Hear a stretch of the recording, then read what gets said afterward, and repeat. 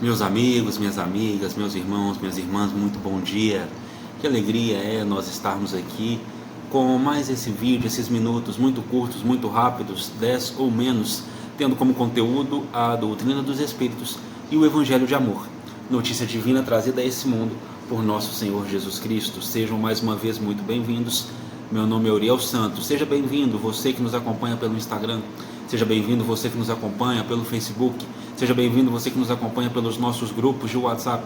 Seja bem-vindo você que nos acompanha pelo nosso canal do YouTube. Lembrando que no nosso canal do YouTube, amanhã, exclusivamente, nós temos a continuidade do nosso Livro dos Espíritos. Amanhã, quarta-feira, continuidade do estudo do Livro dos Espíritos pelo canal do YouTube. Se você ainda não se inscreveu, inscreva-se, toque no sininho para ser avisado quando novos vídeos forem carregados e compartilhe. Quanto maior o nosso número de inscritos pelo YouTube, maior a oportunidade de nós gerarmos novos conteúdos. E o nosso conteúdo sempre será embasado na doutrina dos Espíritos e no Evangelho de Amor.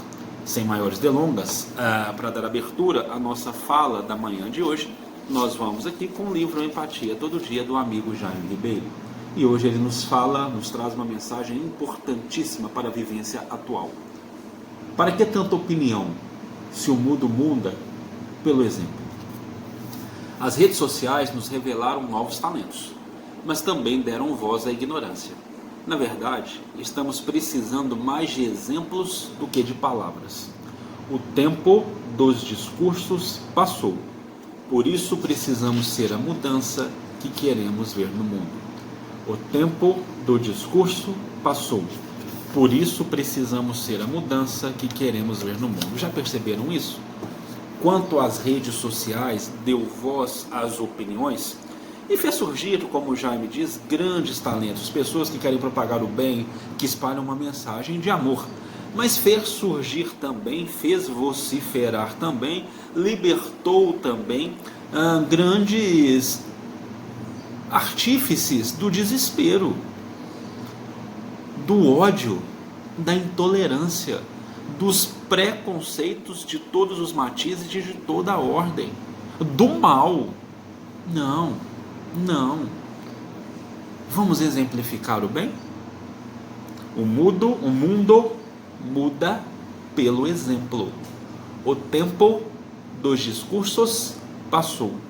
Sejamos a transformação que queremos ver presente no mundo. Foque nisso. Hoje nós vamos dar início no capítulo 5, nas nossas análises do capítulo 5 do Evangelho segundo o Espiritismo, Bem-aventurados os aflitos, porque estamos aqui, veja bem, conversando sobre a dor, não de forma vitimista, mas nos colocando como personagens principais, construtores dos nossos destinos, através de uma compreensão desses processos de reparação na nossa vida. Hoje nós vamos começar as instruções dos Espíritos. Você tem familiaridade com o Evangelho segundo o Espiritismo? Para aqueles que responderam que não, para aqueles que não têm familiaridade com a obra O Evangelho segundo o Espiritismo, ela é estruturada mais ou menos da seguinte maneira.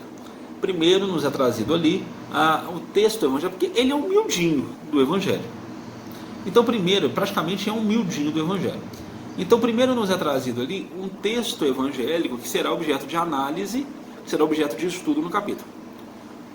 Depois, nós temos comentários do codificador, comentários de Kardec, auxiliado, logicamente, pela espiritualidade superior, inspirado pela espiritualidade superior.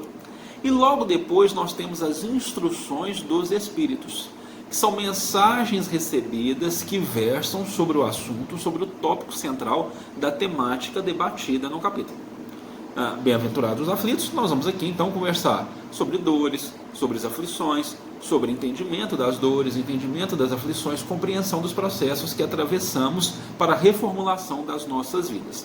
O primeiro texto, a primeira mensagem na instrução dos Espíritos, dentro do capítulo 5 do Evangelho segundo o Espiritismo, é uma mensagem de um amigo espiritual que ela versa sobre o bem e o mal sofrer.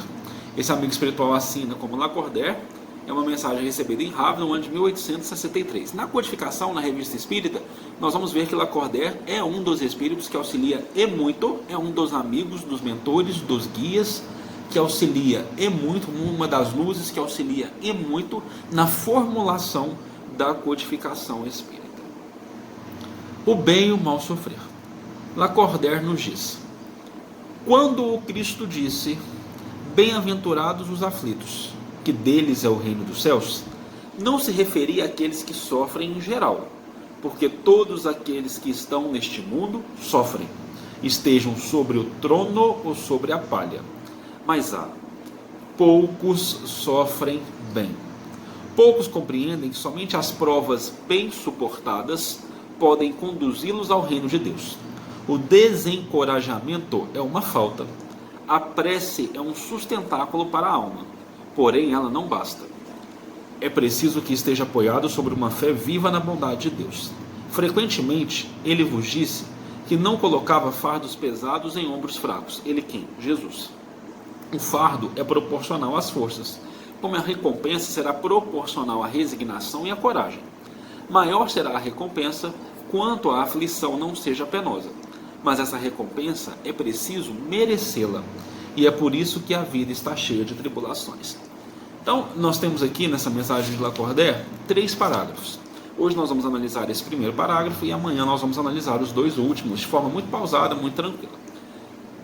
Quando Cristo disse, bem-aventurados os aflitos, porque deles é o reino dos céus, ele não estava se referindo a todos que sofrem. Por quê? Veja bem, todos nós no planeta de provas e expiações, uma terra de aprendizado, todos nós temos os momentos de tribulação na vida, estejamos sobre os tronos, estejamos na palha. Por quê? Porque em outra mensagem também, dentro do Evangelho segundo o Espiritismo, nós entendemos, nós aprendemos que a dor é aquilo que iguala o gênero humano. Todos nós temos as dores, todos nós temos o que reparar, todos nós temos o que aprender. Então a dor, o sofrimento é o que nos iguala. Então quando o Cristo fala bem-aventurados os aflitos, porque deles é o reino dos céus, ele está se referindo àqueles que sabem sofrer. O que é saber sofrer? É desenvolver dentro de si critérios de não desespero, de não revolta. É desenvolver dentro de si critérios que olham para o sofrimento, olham para a dor e perguntam não por que Deus eu estou passando por esse momento, com uma voz, um sentimento de revolta, mas perguntam para quê? Para que eu estou passando por esse momento e o que esse momento quer me dizer? Bem sofrer é encarar as tribulações da vida como um trampolim de avanço. Bem sofrer é encarar as tribulações da vida como um momento oportuno e grandioso de aprendizado. Quando você passa então a bem sofrer, veja bem, o bem sofrer não é andar pelas ruas gritando graças a Deus eu estou sofrendo e pedindo ainda mais sofrimento. E isso é uma atitude sadomasoquista, isso é uma atitude doente. Não, o bem sofrer é entender a dor, entender que a dor, perdoe aqui, vai parecer estranho o pleonasmo, entender que a dor dói, que ela é difícil, mas saber que ela é um trampolim para o aperfeiçoamento, que ela corrige, que ela repara e que ela prepara para um futuro melhor, para um futuro mais iluminado. Isso é o bem sofrer. Bem sofrer não é apenas ficar orando, repetindo preces sistematicamente, mas é ter uma fé viva, uma fé que sabe que Deus conforta, uma fé que sabe que os fardos que nos são concedidos são o suficiente para aquilo que nós podemos suportar. Isso é o bem sofrer. Bem sofrer é sair melhor da tribulação do que quando entrou, sair mais cascadura, sair com mais aprendizado. Isso é o bem sofrer. Isso é o bem sofrer. E quando você compreende o bem sofrer, você entende. Bem-aventurados, felizes os aflitos, os que choram, os que sofrem, porque eles já começam a construção dessa organização divina dentro de si, através das tempestades da vida, além das tempestades da vida e apesar das tempestades da vida. Se você enfrenta uma tempestade em sua vida, saiba encontrar o sol, porque lá ele ainda está. Paz e luz no coração de todos e até amanhã no nosso próximo encontro. Jesus nos abençoe.